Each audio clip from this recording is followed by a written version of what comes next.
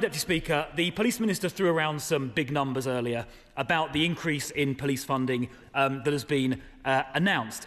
But the increase for frontline police forces, the increase being given to police and crime commissioners, amounting to 4.5%, is not enough to meet the funding pressures and the cost pressures which they face.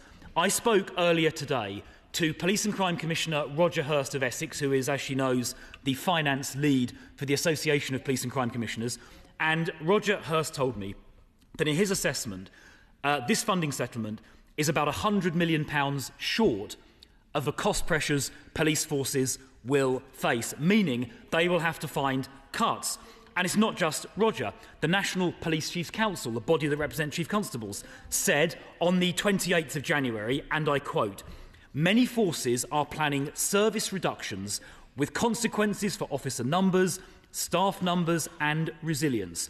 In other words, both police and crime commissioners and the National Police Chiefs Council say this funding settlement is inadequate to maintain police resources.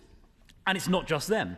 The Labour Police and Crime Commissioner of Avon and Somerset has just had to cancel the recruitment of 70 new officers because of, in her words, lower than expected government funding.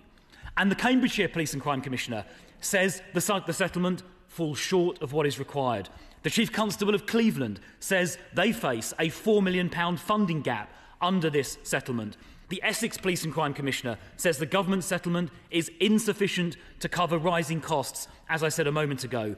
And Manchester, Greater Manchester Police, say they face a £32 million funding gap.